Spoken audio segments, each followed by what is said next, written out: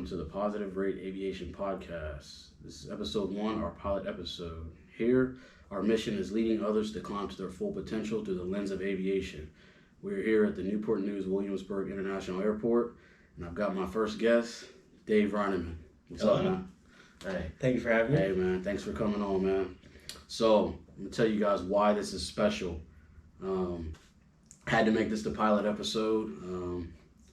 Wouldn't be right if I didn't kick it off this way, because you actually are the one that taught me to fly. Obviously, you know that, but for everybody out there that doesn't know that, Dave here, man, was my primary instructor for getting me my private pilot rating. So, wouldn't be possible, man. I wouldn't be able to do this, all jokes aside, like if you hadn't, done what you did for me, man. So, it's only right that we kicked it off the right way. You know what I mean? So, but yeah, man. Shoot, how long has it been since we flew together? Probably about a year. About a year now. I left like a year and 2 weeks ago, so wow. It's been a minute. Yeah. Time definitely flies, man. So before we actually went live, so had to go through this whole process of getting everything set up. So of course we're catching up because we hadn't seen each other. Yeah. I don't think we've actually seen each other. Might have been since we last flew. That's crazy. Yeah. So we talk, man. We talk all the time, man. Pretty much almost every day. Yeah, we talk all the time. Whether it's Instagram, texting, whatever. We're always talking or texting, but haven't actually seen each other physically in probably about a year. And I didn't even realize that until just now. So definitely good to catch up. But moral of the story is that as we were getting set up, man, we were just kind of going over old stories and just talking about our times flying together. So, man, it's a really special day, man. I've been excited about this for a long time, man. So. But yeah, man, so we'll kind of dive into it, dude. So, you are now a, first officer at a regional airline. Yep. So, yeah, man, a year ago was flying with this guy, single engine, piston prop airplane, man, Cessna 172, and, Big Daddy's over here flying jets now, man. So, that's what's up, dude. So, super happy for this guy, man. For real, happy for him, proud of him. I know it's weird saying I'm proud because I was your student, but super happy and proud of you, man. But yeah, that's where he's at now, man. So we'll just kind of get it started, dude. First question I have for you, man. So why aviation? What led you to aviation? It was one of those things. I started out looking up at the sky. Every time we're pilots, every time a plane flies over, you look up and say, "Oh my gosh, I wish I was there." Walking through the airport, you see the gates of this plane is going to this location, or all these people just came from, wherever, all over the world. And I always thought that was the coolest thing. Thinking airports are kind of the place that everybody collides into one from all over the world. So that I always wanted to be a part of it, but I never knew how to. I kind of just thought one day I decided I wanted to be a pilot, and I applied to Delta, and they say, accept my application, essentially. I didn't realize there was a very long process to it. So I was talking to one of my friends who, he was a Marine Corps pilot, and he took me flying in a 172. He actually said we were going flying. I thought we were going in a jet or something, and I pull up to the airport in this little single engine 172. So we went flying, and I probably barely did anything, but he made me believe I was doing everything, the takeoff, the landing, and actually flying. I just fell in love with it. So he put me on with his instructor, and the rest is history. I just started training with him, going through my ratings. But yeah, it's just one of those things that I feel very lucky, knowing from when I was very young exactly what I had to do. I didn't have any questions or anything. I feel like there's still so many people who don't know what they want to do, but knowing from a young age exactly what you want to do and chasing it is special. Absolutely. It's funny how you mentioned you thought that you were going to show up and see a jet, because I think a lot of people, I get questions all the time, people hear the term private pilot. So when you don't really know anything about aviation, you don't know. It's very small. People don't realize how small the aviation industry is. But it's kind of big at the same time. Yeah. But point being, like, I get questions all the time. People are like, "Oh, you're a private pilot," and they see like what I'm flying around in. Yeah. Okay, that's not what I imagined at all. So even commercial pilot too. You think commercial? Oh, they're flying for an airline, but right. commercial's just for hire. Yeah. You can fly a single engine Cessna for hire. Exactly. So it's funny. See, and that's why we got guys like him where they are, man. They're here to educate us on all that stuff, man. So no, that's what's up, dude. Oh, I was gonna ask you. So, no one in your family is a pilot. No one in your family. Nobody in my family. It was after I started. One of my cousins has since become a Navy fighter pilot. Oh wow. But he started kind of after, so nobody in my family inspired me to be a pilot or anything. So, first one. Okay. It's always good to kick it off, man. Be the first one. Yeah. That's what's up. Get the train going. Okay. So yeah, man. So tell me a little bit about you mentioned like you kind of just went from there after you went with your buddy. Yep. You went up in the 172. You just kind of went through your rating. Where did you actually do your training? So I started at a little mom and pop shop up in Stafford, Virginia. Okay. Went occasionally, maybe once every 2 months, which, as you know, doesn't really do much. By the time you come back to your next lesson, you're repeating absolutely everything. Right. So I did that for a couple months. I soloed up there. Then after solo, I kind of just stopped. Then went to college. Never flew in college. After college, I graduated and went down to school in Chesapeake. Mm-hmm. And I actually buckled down, got through my private. After my private, I went to ATP in Richmond for instrument commercial, CFI and CFII. Okay. Got the rest of my ratings and then started teaching. And then later on, got my commercial multi. Gotcha. But so your first CFI job was at here, this airport where we met? Okay. Yeah. Gotcha. All right, and then y'all were affected by COVID, right? We were. Yeah. I think when you and I first started flying together, we were like kind of post like the height of, or like when COVID was really like at its height. Yeah. So it's kind of weird. I think we had to like mask up for a few lessons, like. But yeah, man, like it's kind of crazy how like things kind of come full circle like that. But I started in October of 19, so I had maybe 3 or 4 months of normal flying, and then almost immediately went straight into having the masks and the restrictions and being closed for a couple months, and it was just crazy. Wow, man. So what was your experience there like when you were? Well, if I guess starting at the place up in Stafford. Yeah, so that was interesting. They were very good. 61? 61, part 61. Okay, cool. And the instructor I had was a career instructor. Okay. He'd been an instructor for like 30 years. Wow. No intentions of the airlines, no intention of leaving. He's actually still there. Wow. And this was 12 years ago, maybe. Dang, dude, I did not realize you've been. I guess that makes sense, but I guess you're so young. I don't even think of it that way. It was 2012 when I started flying. Wow. So almost 12 years. Okay. He's still there. And he was phenomenal. And I was definitely the problem with my schedule. Was it just you not like focused, or like you just just brushing it off like it's not that serious, or? It was one of those things where my parents said if I get good grades, I can fly. Okay. So I would get great grades for a month, and they would let me fly, and then I'd be like, cool, I'm flying, I don't need to get good grades anymore. Right. And they'd be like, okay, well, now you're starting to slip with your grades, you can't fly anymore. Yep, bring it back. That's why I had to wait till after college when my grades didn't matter, Yeah. and there's no such thing as waiting for good grades. So that was a 61 program. Yep. And then, so actually, let's talk about that, because there's a lot of people that reach out to me often just trying to get information or gather, like if they're interested in starting their flight training. So that was obviously 61. I know ATP, that's 141. ATP 61. Oh, is that 61 as well? Okay. Well, can you break down the difference for anybody that's curious about like even if brief overview 61 versus 141? The main difference is the structure. 141 has a full course outline, which 61 does too. However, it's a lot more maneuverable than 141. There's like some other differences, but that's pretty much the main one. 141 is a lot more And the hour requirements are a little bit different as well. Mm-hmm. Because it's more structured, you don't have to have, it's only 35 hours you have to have instead of 40. Right. Honestly, they're not too different. You learn all the exact same things. The absolute minimum hour requirements nobody ever reaches. It's extremely normal to go 10, 20, 30 hours over the minimums.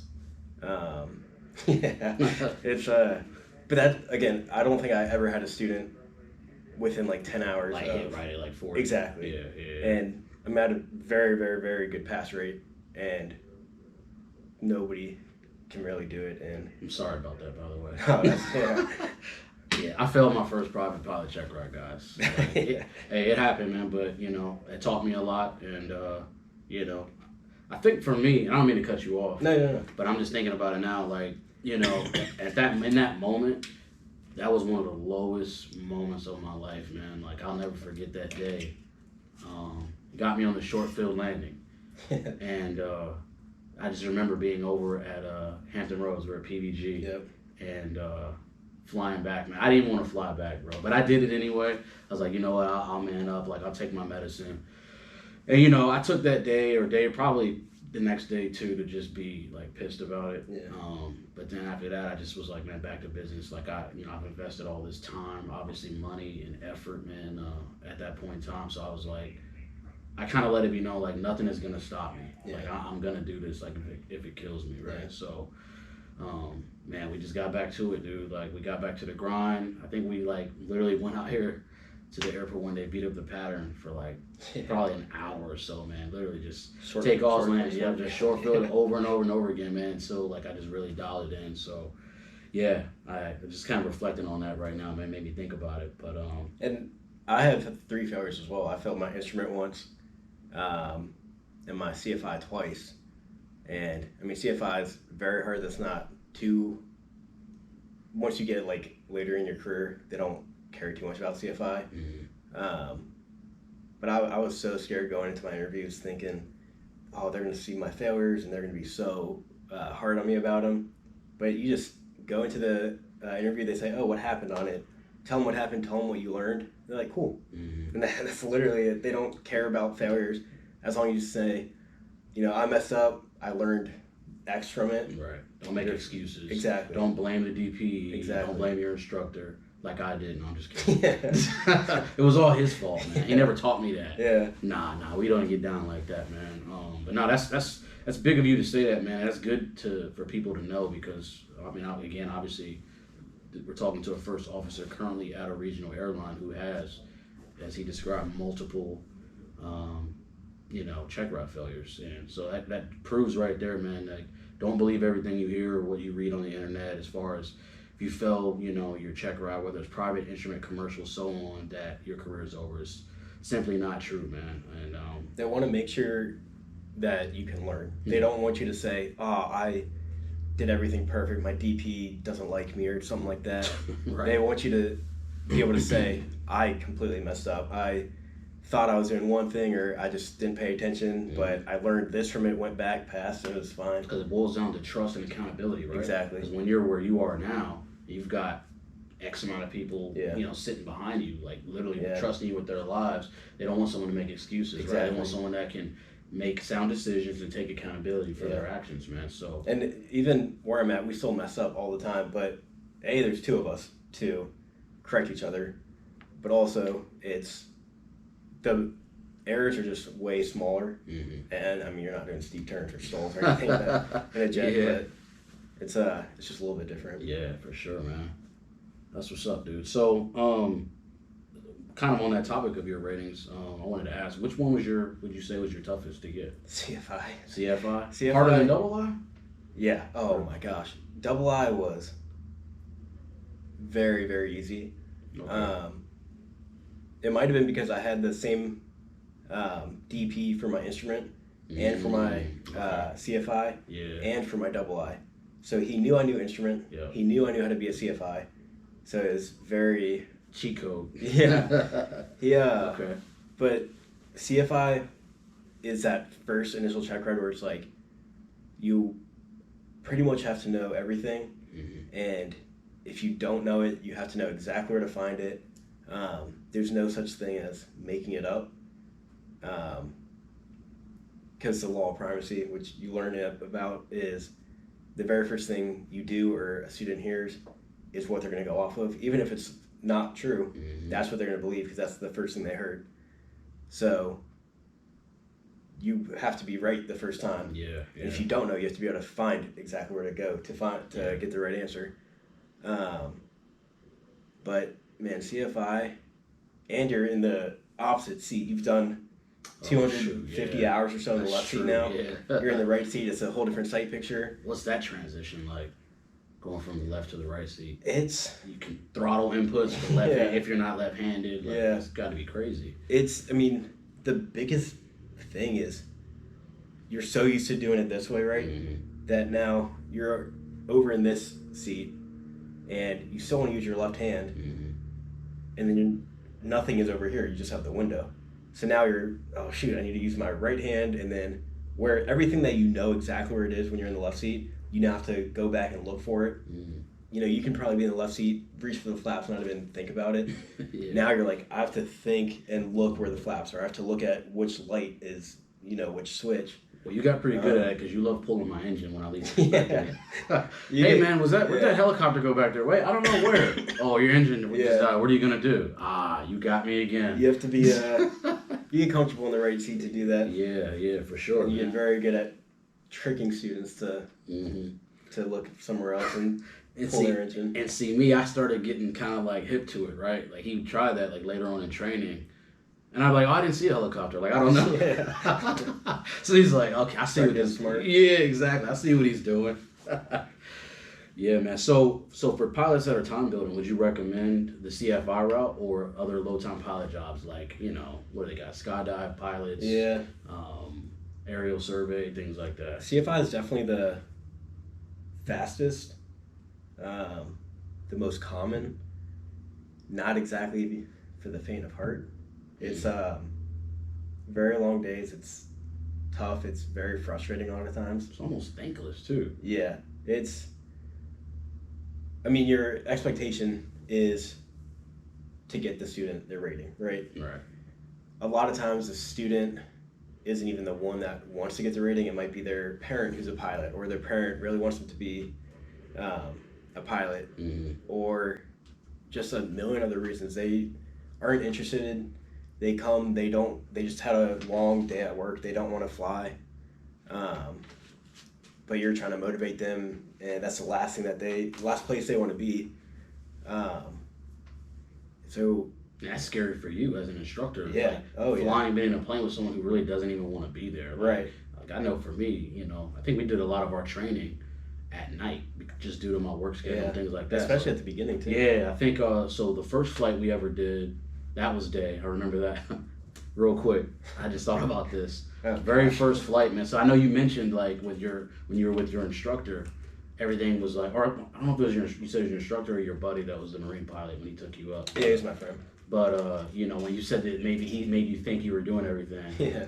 Yo, I'm with Dave. Like, no kidding. I'll never forget this. Like, you always remember your first instructor and all your lessons. I'll remember this, man, for the rest of my life.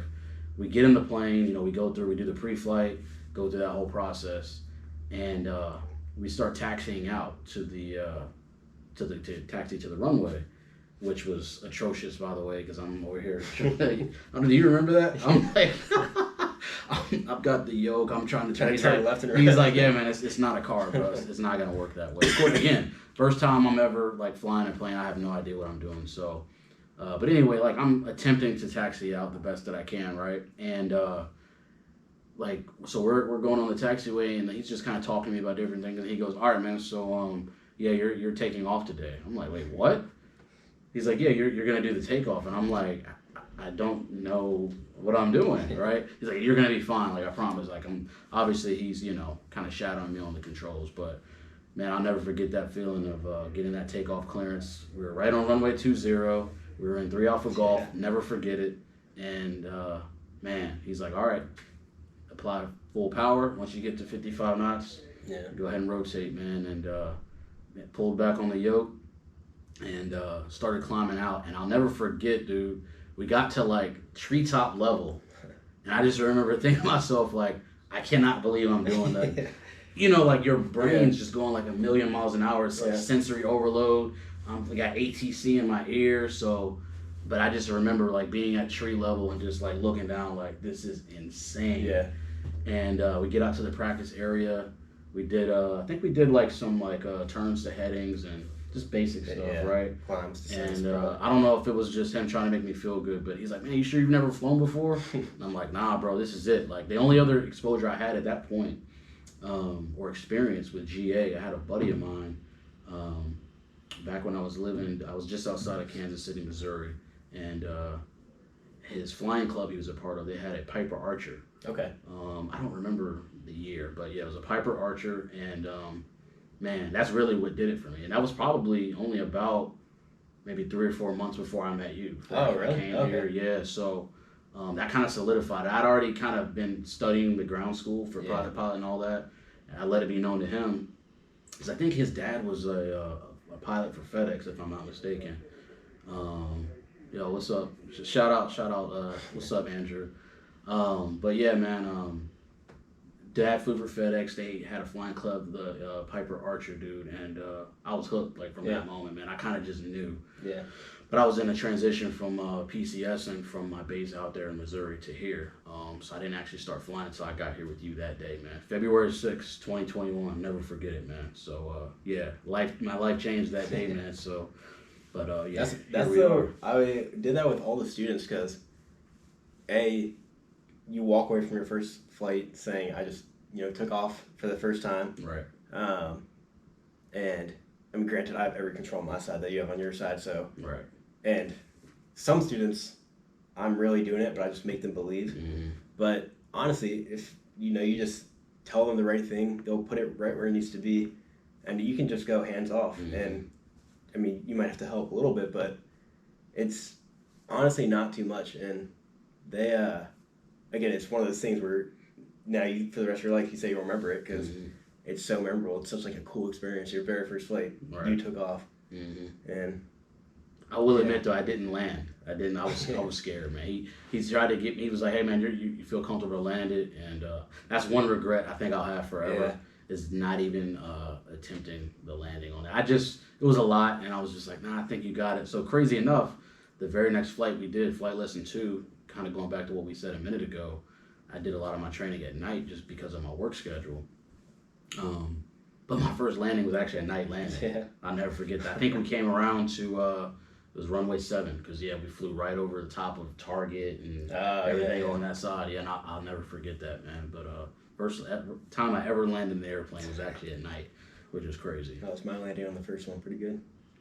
I mean... Oh my gosh. That's, I was like, I don't know if that's how it's supposed to go. Did he mean to do that? But nah, he killed it, man. He buttered it in there. So, next question I have for you, man. So aside from flying with me, of course, what would you say was your best or favorite part of flight instructing? Definitely the milestones. For yourself or for students? Okay. When a student would solo, I mean, granted, as an instructor, your heart is or your stomach is in your throat. Every time? Does that ever go away? It depends how much you trust a student. Okay. I mean, granted, I would never send a student that I wasn't 100% sure about. Right.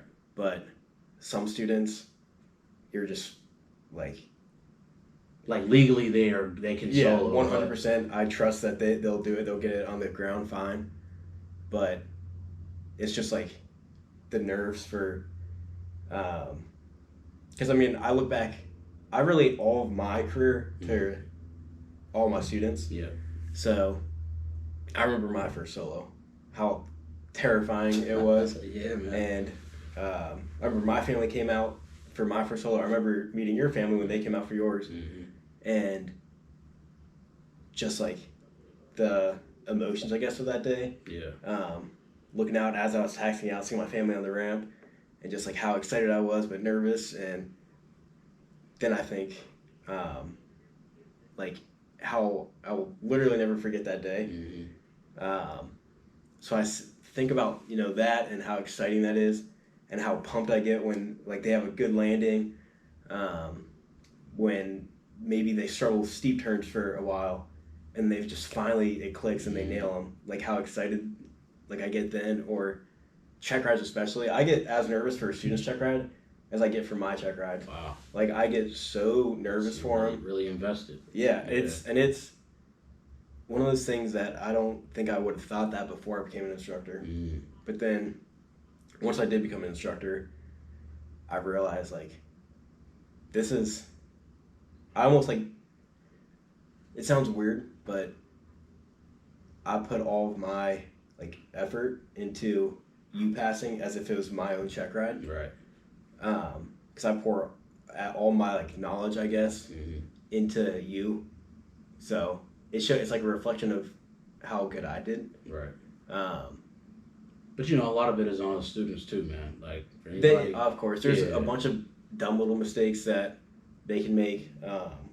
But at the end of the day, I get so amped when they walk in, or when a student would be in the plane with the examiner and I would see them shake hands, and I know that means he just passed. Yep. Or the student just is smiling when they get out of the plane. I get so pumped. So that's definitely like the best feeling is. But again, the day-to-day of instructing is tough, and it's very draining and frustrating, and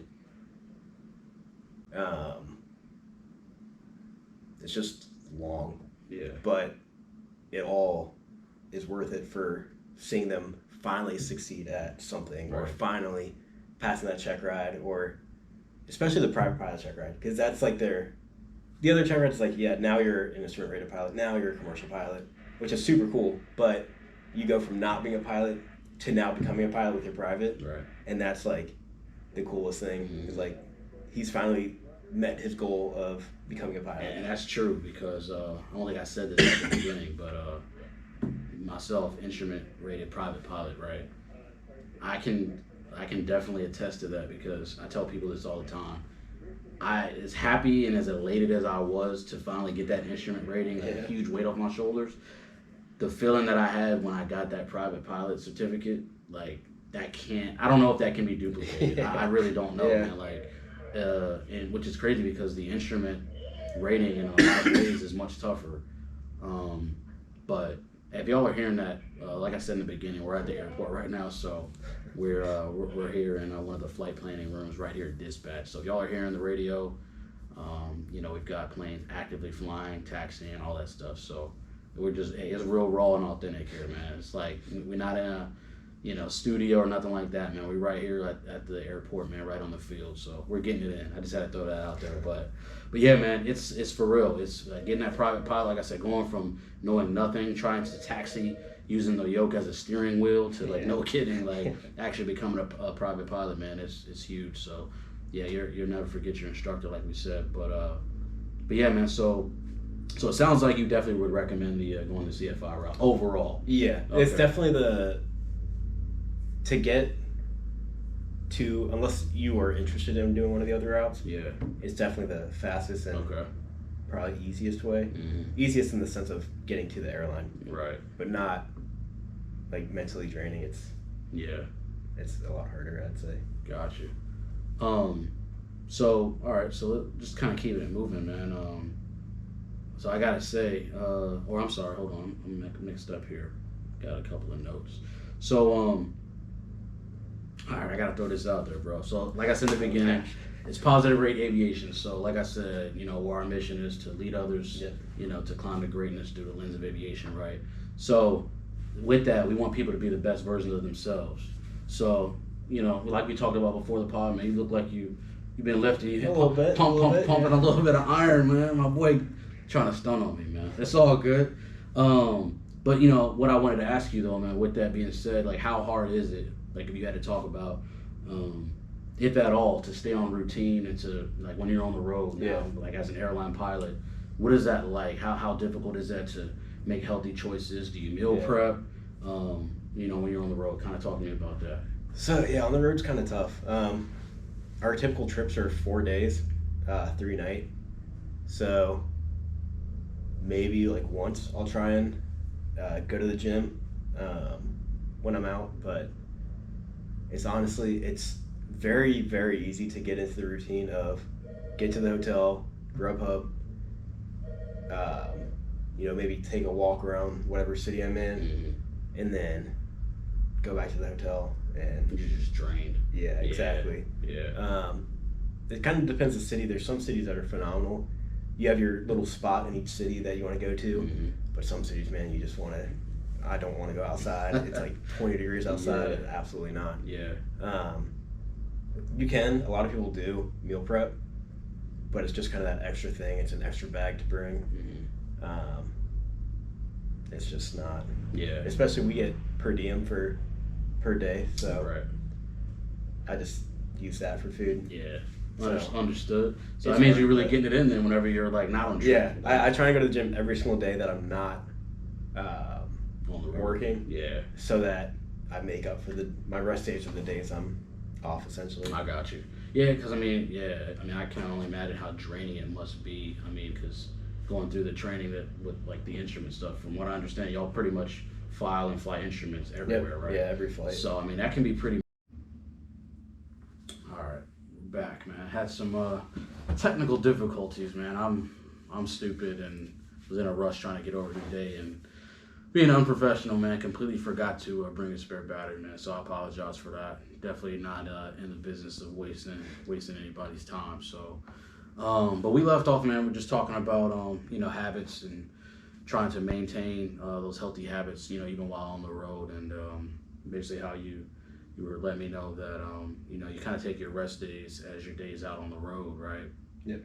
So, kind of moving along, man, just to keep this going. So, so it's pretty weird going from seeing you every day, flying with you, right?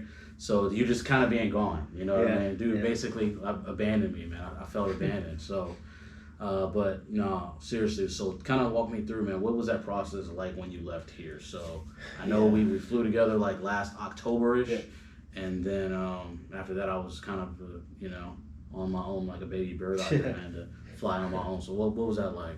Yeah, so I left about 2.5 weeks before training.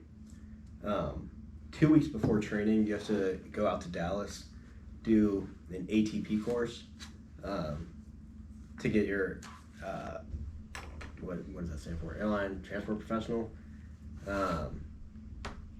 Get that requirement done. So you go out there. It's just a week-long course. You just look at accidents essentially, and then you get time in just random jets in the sims.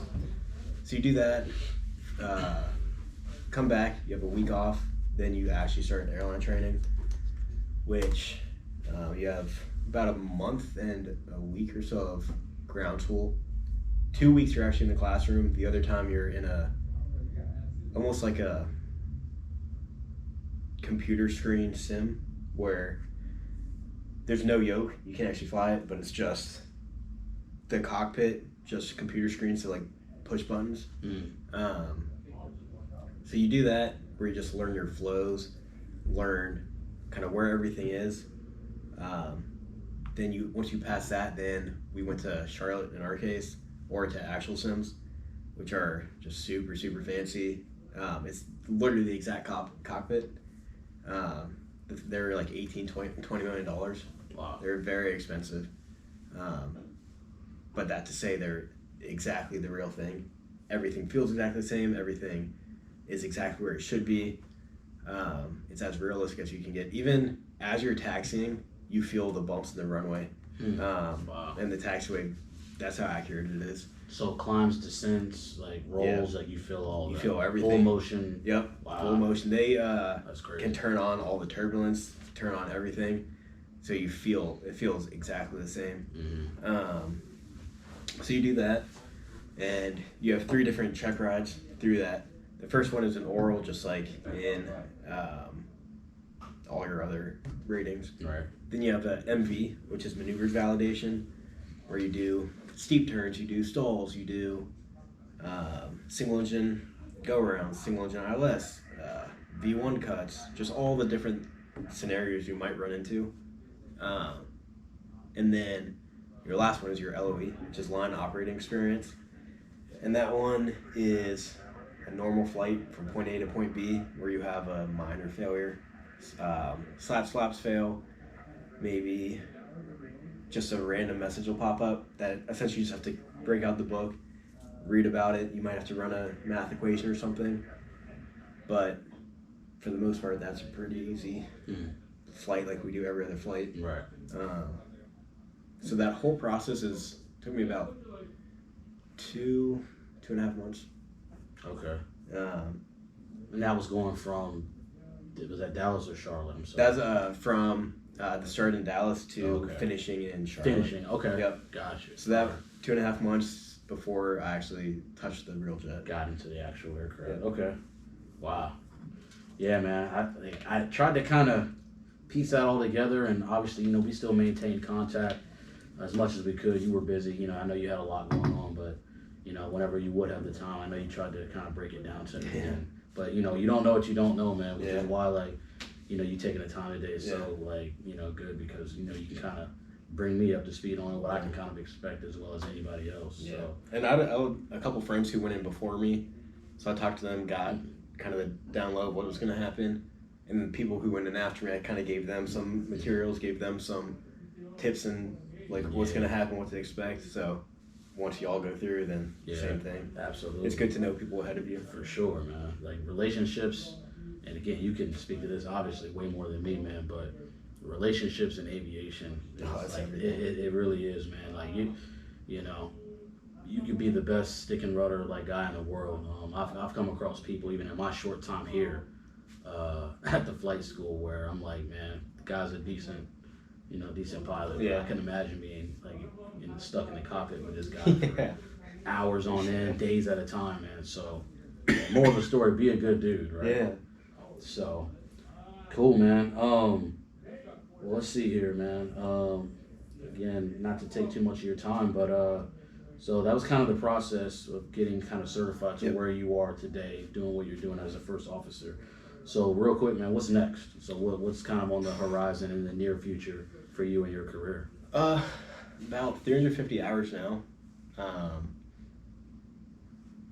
Not sure if I want to do the captain route or go on to another airline to mainline. More than likely mainline in probably next summer. Okay. I'll make the switch. Can you maintain your base? Depends. Okay. Probably with who I'll go to, probably not. Okay. But see, that's kind of the benefit of living where I live now. I can commute very easily. Right. So it's kind of I haven't decided, do I want to go to the captain route?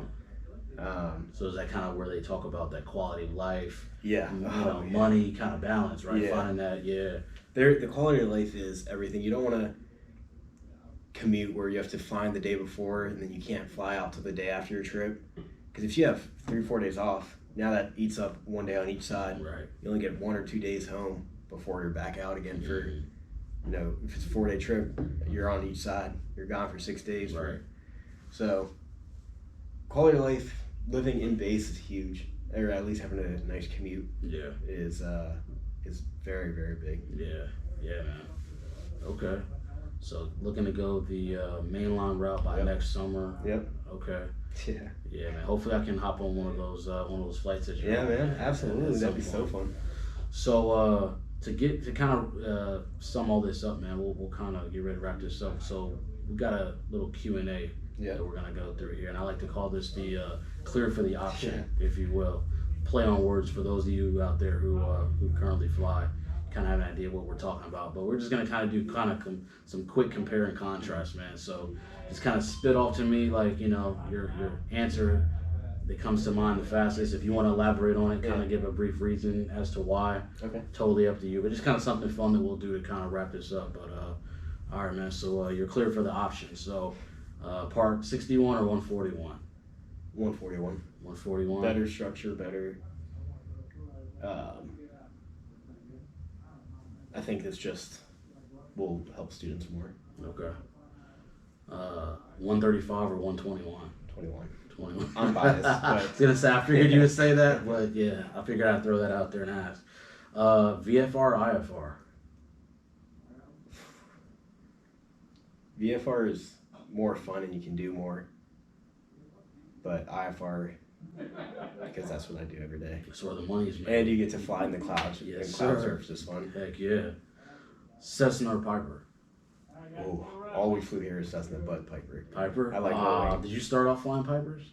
I soloed first in a Piper, and then everything at ATP. All my training was in a Piper, and then I switched to Cessna when I came here. Gotcha. Okay. So I've like more Cessna time, but I like low wing. Okay. I've actually never, with the exception of that first flight I talked about earlier, with my buddy in the Archer, I don't have any low wing time. I kind of want to change that. We'll have to go up in the low wing. Okay. CRJ or ERJ? Oh no, CRJ all the way. Okay. CRJ. So it's actually funny. The 175s have auto throttles, and I've talked to a couple ERJ people, and they all say like CRJ pilots like actually are the ones doing everything. They just push a few buttons and it essentially does itself. CRJ is a lot more hands-on, which is a better transition to. I mean, Airbus kind of does everything too, Right. but Boeings and stuff, it's a lot easier transition than just being a body in the seat pushing a few buttons. We're actually hand flying a lot more and doing a lot more. Yeah. Makes it more fun. Heck yeah. Don't know if this one applies or not. Sun and Fun or Oshkosh? Never been to either, but Oshkosh because it's bigger. Okay, we gotta go. I would love to fly in. I got a couple of buddies I talked to this past year after Osh, and like, man, we gotta go. So let me know, man. We need to make that happen. Camp out under the wing. Yeah, I'm with it, bro. What's your favorite flight you've ever flown? It could be where you are now. You're at your airline, or could have been with me onto a grass strip somewhere. Favorite flight? Ooh, I don't know what my favorite flight was. I got to actually on Father's Day this past year. I flew from DC and had an overnight in Norfolk, which my parents live in DC. I live in Norfolk with the rest of my family. So my parents met me at the airport in DC. And I got to fly them in the jet for the first time down to Norfolk. Nice. That's what's up. And dude. we had Father's Day dinner at our house, or like at my house. Yeah. So that was a super special time. Kind of brought everything full circle, man. Yeah. Going back to them, like telling you your grades weren't right. You Yeah, know what exactly. I mean? Like, and now to have them have their son, that's special, man. Yeah, that was a is really special. good time. Heck yeah. But the grass strip was with you was See, close hey, second. Thank you, man. Come on now. Best overnight city so far in your short young career. Honestly, Des Moines is pretty cool. Really? There's Iowa, huh? Yeah, there's Okay. a nice little downtown bar with like 50 beers on tap. It's a pretty cool